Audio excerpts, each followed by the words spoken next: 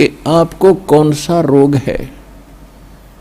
क्या बताया है कि जन्म मरण का रोग लगा है, और यह तृष्णा बढ़ रही, खांसी और आवागमन की। ऊपर जाओ, फिर वहाँ से अपना हिसाब करा के नीचे आओ, मनुष्य बनो, गधे बनो, कुत्ते बनो, फिर अपना टाइम पूरा करो, फिर जाओ, फिर वहाँ से नेक्स्ट आदेश हो गधा बनो, फिर जाओ, फिर आदेश बने कुत्ता बनो, मनुष्य बनो, देवता बनो, फिर राजा बनो, फिर गधा बनो। कहते ये आवागमन की डोर गले में या काल के कर्म की फांसी आपके लगी हुई है, और इसको केवल परमात्मा पूर्ण ब्रह्म सत्य पुरुष कबीर परमेश्वर के अतिरिक्त कोई ऐसा भगवान नहीं है, देव नहीं है जो इस रोग ने काट सके। तो उसको काटने के लिए परमात्मा ने एक विधि बता रखी है, और वह विधि अभी तक छुपा रखी थी, क्योंकि परमात्मा का और काल का एक प्रॉमिस हुआ था, अनुबंध हुआ था। इस काल ने कहा था कि 3 युगों में, सतयुग, त्रेता, द्वापर में, हे परमात्मा आप थोड़े जीव निकालना, और चौथे युग कलयुग में आप कितने ही ले जाना।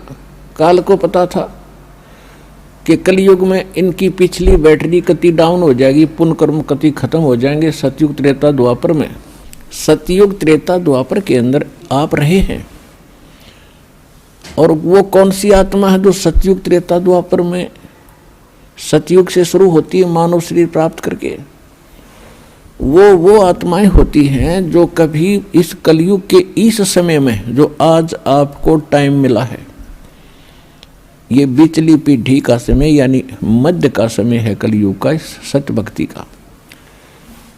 प्रथम चरण तो कलयुग का था, परमात्मा आए थे, सहस्रीर आए थे, सहस्रीर कबीर परमेश्वर चले गए थे मगर से। अब ये बिचली पीढ़ी है जो अब स्टार्ट हुई, इसमें कंप्लीट कोर्स है भक्ति का, और निरसंशय है, कोई डाउट नहीं, सब प्रमाणित है।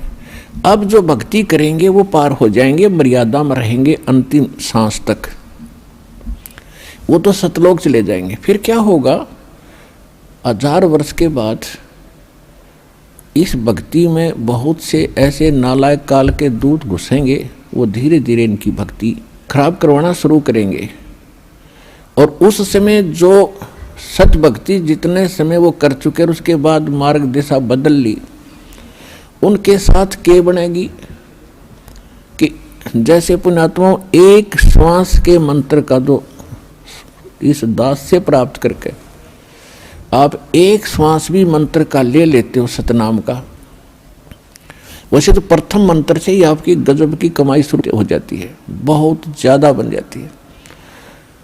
और यदि सतनाम का मंत्र भी आपने 1 साल 2 साल 3 साल 4 वर्ष कर लिया और सारनाम ना भी मिला, तो भी आपकी ढेर सारी कमाई बन जाती है।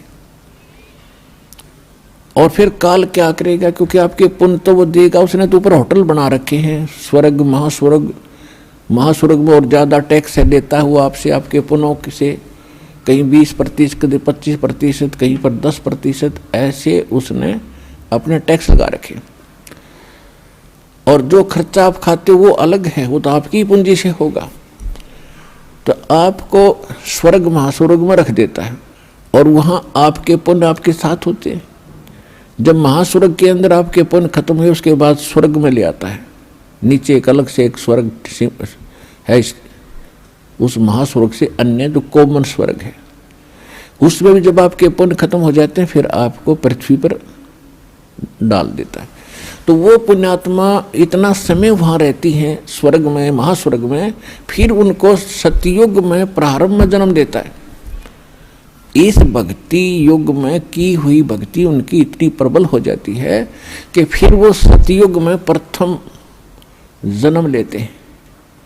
उनकी फिर भी इतनी भक्ति होती है, क्योंकि सतयुग में लाखों वर्ष का जीवन होता है, एक का जीवन पूरा करते इतने युग, 1-2 जीवन में वो सतयुग पूरा हो जाता है। फिर त्रेता में आते हो आप वही हो जो पहले भक्ति लगे थे, लेकिन आप फिसल गए, आप रिपट गए, विचलित हो गए किसी कारण से।